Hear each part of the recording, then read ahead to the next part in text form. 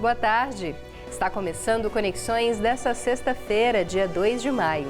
Hoje nós vamos falar sobre a aprovação pela Anvisa de um medicamento que retarda o Alzheimer.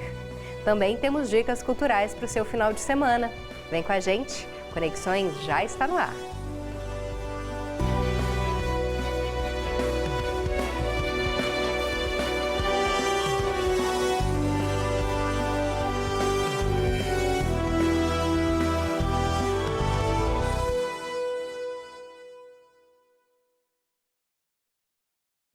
Seja bem-vindo e bem-vinda, você que nos assiste pela TV UFG ou pelo nosso canal no YouTube. Eu sou a Camila Maia, uma mulher cis, de pele clara, tenho cabelos escuros e longos e olhos castanhos claros. À minha esquerda está o professor Diego Barbosa. Ele se descreve como um homem de pele clara, com cabelos e olhos castanhos e barba cheia. E é ele quem faz a interpretação para Libras no nosso estúdio. E nós dois estamos de pé. Atrás está o cenário do Conexões, em tons de azul claro, cinza e vermelho. Também há uma tela bem no centro com o nome do programa. É nessa tela que daqui a pouco vão aparecer a nossa entrevistada de hoje e também a nossa agenda cultural. Mas para começar, vamos para o nosso giro rápido de informações nacionais e internacionais?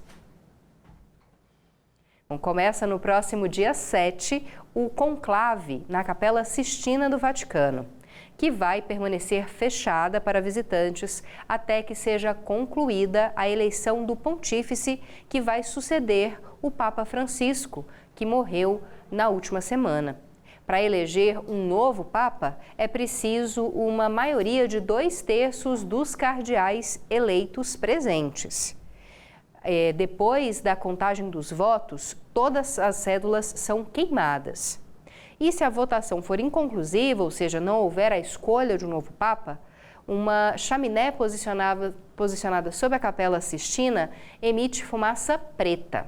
Se o novo Papa for eleito, a fumaça é branca. Caso os cardeais eleitores não cheguem a um acordo depois de 3 dias de votação, é concedido um intervalo de até 1 dia e depois disso eles voltam a todo esse processo.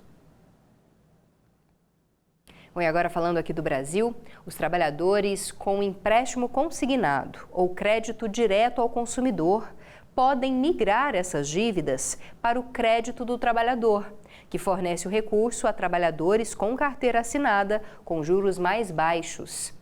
As 70 instituições financeiras habilitadas no programa estão autorizadas a oferecer a troca diretamente nos aplicativos e sites. Segundo o Ministério do Trabalho e Emprego, a migração ainda não está disponível na carteira de trabalho digital. Na atual etapa, a portabilidade do crédito só pode ser feita no mesmo banco onde o empréstimo foi contratado originalmente. E essa troca só é vantajosa nos casos em que o consignado para a CLT tenha juros mais baixos que as linhas de crédito já contratadas pelo trabalhador. E hoje a gente volta a falar sobre o CNU. A segunda etapa do concurso público nacional unificado deve oferecer, mais de 3.300 vagas, distribuídas em 35 órgãos da administração pública federal. O anúncio foi feito nessa semana pela ministra da Gestão e da Inovação em Serviços Públicos, a Esther Dweck. As provas, objetiva e discursiva serão realizadas em 2 fases, em 2 datas diferentes. O Ministério prevê que a prova objetiva seja aplicada no dia 5 de outubro desse ano e somente aqueles habilitados na primeira fase farão a prova discursiva no dia 7 de dezembro. Para finalizar, uma informação interessante para quem gosta de arqueologia. O projeto MAP Biomas, cobertura e uso das terras dos sítios arqueológicos no Brasil, disponibilizou informações sobre os sítios arqueológicos, onde estão os resíduos das populações que habitaram o território nacional em outras épocas. Ao todo, foram mapeados quase 28.000 sítios em todo o país. E os dados disponibilizados permitem análises comparativas de imagens no período entre 85 e 2023. Bom, e a partir dos dados, os pesquisadores concluíram que houve uma inversão na cobertura e no uso das terras que ficam próximas, cerca de 100 metros dos sítios arqueológicos nas últimas décadas. Em 2023, mais da metade desses espaços estavam marcadas por uma intervenção humana recente, o que aumenta o risco à preservação. Atualmente, quase metade dos locais estão em áreas desmatadas e ocupadas por usos humanos, como pastagens, agricultura e áreas urbanas. Em 85, isso era bem diferente. A maior parte ficava em áreas de vegetação nativa, como florestas, savanas e campos naturais. Agora a gente muda de assunto para falar sobre saúde. A gente já te deu essa notícia aqui e hoje a gente vai aprofundar o tema. A Anvisa aprovou o primeiro medicamento no Brasil indicado para tratar sintomas iniciais da doença de Alzheimer, como comportamento cognitivo, com comprometimento, cognitivo leve e demência leve. Os resultados de um estudo internacional com mais de 1.700 pacientes mostrou que o avanço da doença foi significativamente mais lento em quem recebeu o medicamento, em comparação com aqueles que tomaram placebo. Mas esse uso é restrito à prescrição médica e não é indicado para todos os pacientes. O Alzheimer afeta a memória, o raciocínio e o comportamento. No Brasil, ele é a causa mais comum de demência entre os idosos. E para falar mais sobre esse assunto, a gente conversa agora com a médica Elisa Rezende, que é neurologista e já aparece aqui de forma remota para conversar com a gente. Olá, doutora, muito obrigada pela presença. Peço que antes da gente começar, faça uma rápida descrição física para o nosso público cego e de baixa visão. Boa tarde, pessoal. Meu nome é Elisa, eu sou uma mulher jovem, de cabelos ondulados, pele branca e uso óculos. Para a gente começar, doutora, a nossa conversa, como que esse novo medicamento aprovado pela Anvisa, ele vai poder alterar o tratamento que a gente conhece hoje para o Alzheimer, essa doença que preocupa tanto, né, por ser debilitante, por afetar não só o paciente, mas toda a família, todas as pessoas que estão em volta? Sim, esse medicamento é novo, né, no sentido de que ele atua no cérebro, retirando proteínas que causam a doença. Então, nenhum medicamento até hoje faz isso, né? Os medicamentos que existem hoje não têm essa propriedade, e esse medicamento tem essa capacidade de limpar o cérebro das proteínas que causam a doença. Então, é uma revolução no tratamento, porque é um novo mecanismo de ação, que a gente fala, mas é um remédio que tem que ser usado com cautela, como você mesmo comentou no começo, é para casos bem selecionados, pacientes que têm poucos sintomas e que tenham comprovação de que os problemas cognitivos deles, os esquecimentos, os problemas de raciocínio e comportamento sejam realmente devido à doença de Alzheimer. E para fazer isso são necessários alguns exames que não estão disponíveis, principalmente no SUS, não está disponível, e nem em alguns centros, né, do Brasil. Então, por enquanto, esse medicamento não está disponível para todas as pessoas, né? É necessário buscar esses exames, buscar essa comprovação e aí tentar conseguir o medicamento. Ele já é oferecido no SUS ou apenas pela rede particular? Como é que funciona, doutora? Ele não é oferecido ainda no Brasil. O que aconteceu? A Anvisa liberou, né, ela aprovou que esse medicamento possa ser usado no Brasil na quinta-feira, e agora esse medicamento vai passar por um processo de precificação. Então, vai se identificar o preço dele para que ele possa ser comercializado. Então, ainda não tem previsão de quando ele realmente vai chegar na farmácia, vamos dizer. Mas é importante dizer que ele não vai para a farmácia, tá? Ele vai ser administrado em hospitais. Por quê? Ele é um medicamento venoso, que é dado na veia.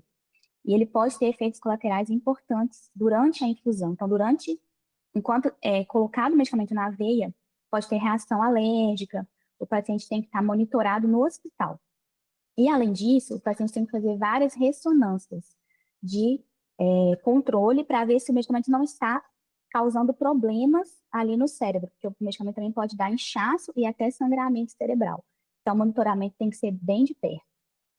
Bom, doutora, agora falando mais especificamente sobre a doença, quais são os primeiros sintomas, sinais que devem gerar preocupação, tanto na pessoa quanto em quem está em volta, né, em quem convive com essa pessoa? A gente fala muito do esquecimento, né, de às vezes não saber voltar para casa, por exemplo. Tive um avô com Alzheimer e o primeiro sintoma foi ele se perder andando de bicicleta, num caminho que ele sempre fazia. Isso geralmente são os primeiros sintomas? Sim. Na doença de Alzheimer típica, os primeiros sintomas são realmente o esquecimento. Mas todo mundo esquece, na verdade. Então, a gente fica preocupado quando que o esquecimento é uma doença, né? Geralmente é a doença de Alzheimer mesmo, e quando que é, às vezes, uma falta de atenção, ou a gente está fazendo várias coisas ao mesmo tempo, ou próprio da idade mesmo. Pode acontecer um esquecimento natural da idade. Então, o esquecimento que a gente preocupa é aquele esquecimento que a pessoa não consegue mais usar pistas. O que é isso? Por exemplo, ela usa uma agenda, escreve os compromissos na agenda, e mesmo assim ela esquece. Ela vai ao supermercado, escreve uma lista. Mesmo com itens na lista, chega lá, ela esquece de comprar. Então, esse esquecimento, que mesmo usando artifícios, a pessoa continua esquecendo, e você mencionou um sintoma importante, se perder em lugares conhecidos. Esse realmente é um sintoma preocupante. Se perder em lugares não conhecidos, não é tão preocupante, porque isso pode acontecer com qualquer pessoa. Mas se perder no mesmo caminho que a pessoa fazia há muito tempo, isso pode ser preocupante, sim. Então, esses são os sintomas no começo da doença.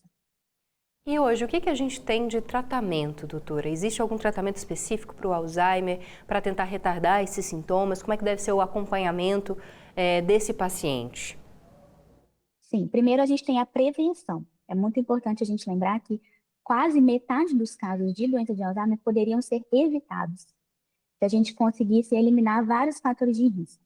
Dentre eles, a hipertensão, o diabetes, a depressão, baixa audição, traumas cranianos repetidos, então a pessoa que cai, baixa a cabeça de forma grave, o baixo nível educacional, sedentarismo, colesterol alto, tudo isso, se não tratado, aumenta o risco de doença de Alzheimer. Se tratado, pode prevenir. Bom, mas claro que tem muitas pessoas que não têm nada disso, têm a doença assim mesmo. Então, o que a gente tem para tratamento são medicamentos que ajudam a manejar os sintomas. Então, as pessoas, às vezes, têm uma questão comportamental, uma dificuldade comportamental, o medicamento ajuda.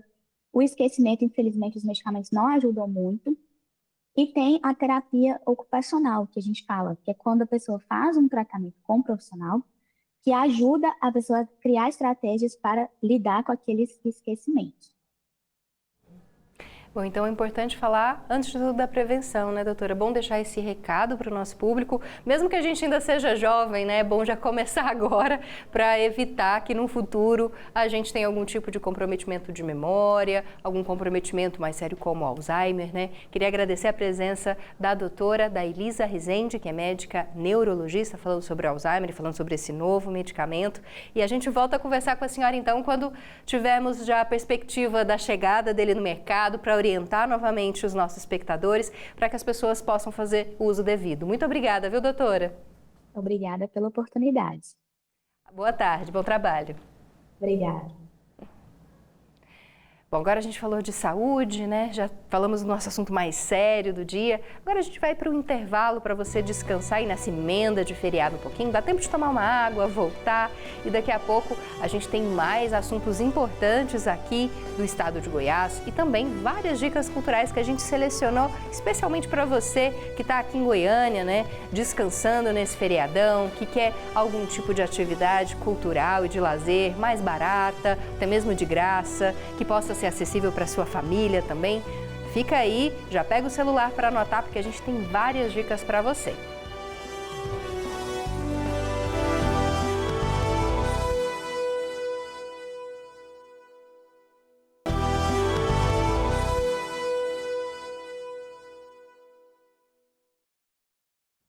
Estamos de volta com Conexões dessa sexta-feira, feriadão aí do Dia do Trabalhador, mas aqui no Conexões a gente tem muita informação séria para você.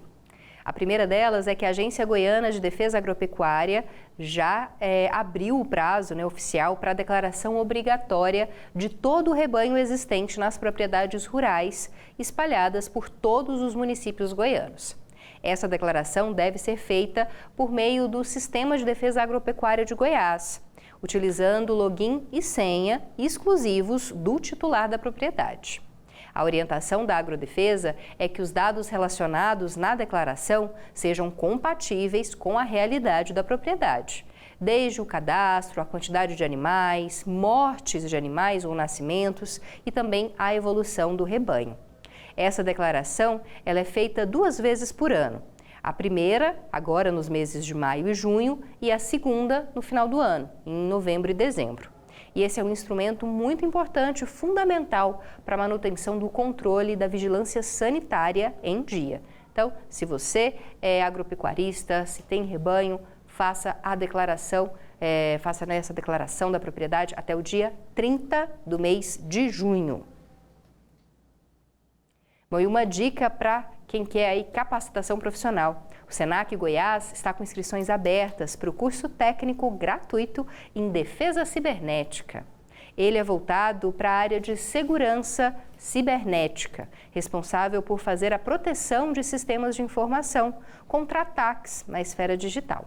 A proposta é que os alunos possam desenvolver ferramentas de segurança para sistemas de informação. Se você gosta aí dessa área, de informática, de tecnologia, pode se inscrever então nesse curso se tiver mais de 15 anos. A inscrição ela vai até o mês de junho e é feita por meio de um formulário que está nesse site que já apareceu aqui para você, go.senac.br, go.senac.br. Mas corre que as vagas são limitadas. Esse curso tem carga horária de aproximadamente 1 ano e meio e a previsão de início é para o dia 4 de agosto. Ele vai ser realizado de forma presencial no Senac Elias Bulfaisel, que fica na capital. Agora sim, para quem estava esperando as nossas dicas culturais, a gente tem várias dicas para você que está aproveitando o feriadão em Goiânia, que está procurando aí alguma atividade cultural para realizar no seu final de semana. Confira agora a nossa agenda cultural.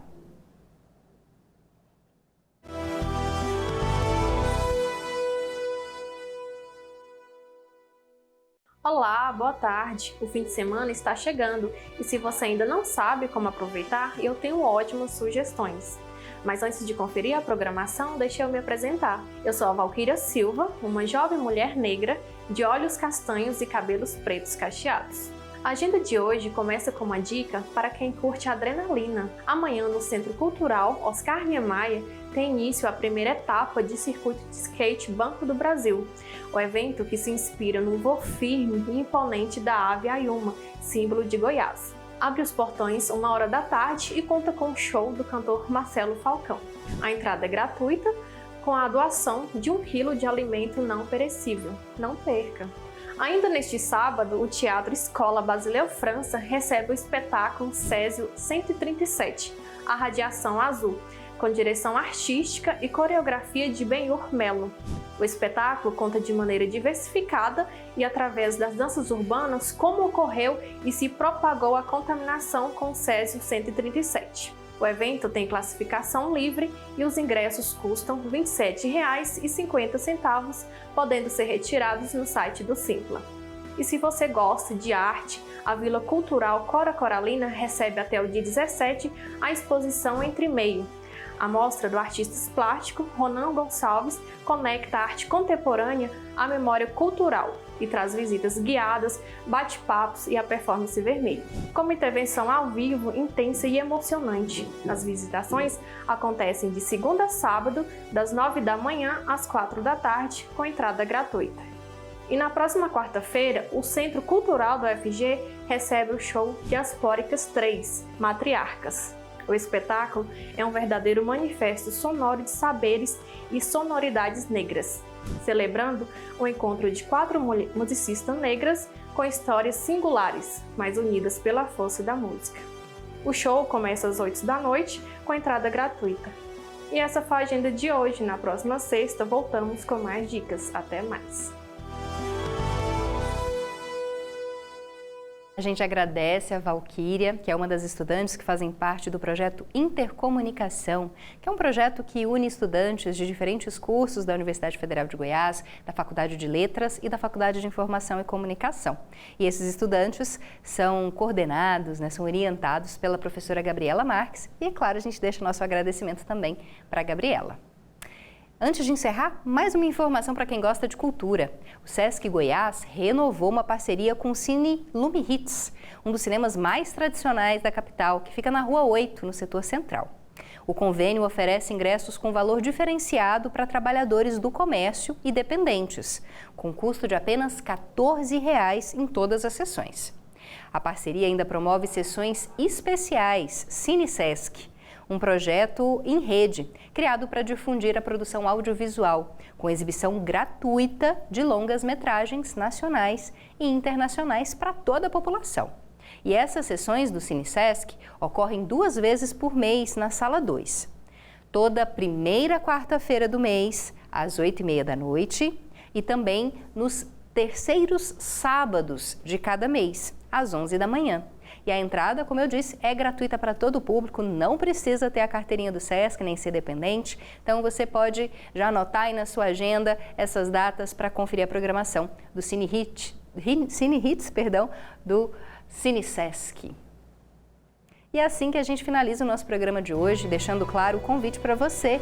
Manda sua mensagem para o WhatsApp, o nosso número vai aparecer na sua tela para anotar ou tirar foto, 629-9181-1406, é onde você pode fazer críticas, sugestões, elogios. A gente também tem várias redes sociais que você pode seguir e já também curtir, compartilhar o conteúdo e mandar a sua mensagem direta para a gente. Eu e o professor Diego ficamos por aqui. Muito obrigada pela sua companhia, pela sua audiência. Na segunda-feira tem mais conexões ao meio-dia aqui na TV UFG. Forte abraço, bom final de semana, restinho de feriado da segunda. Tchau, tchau.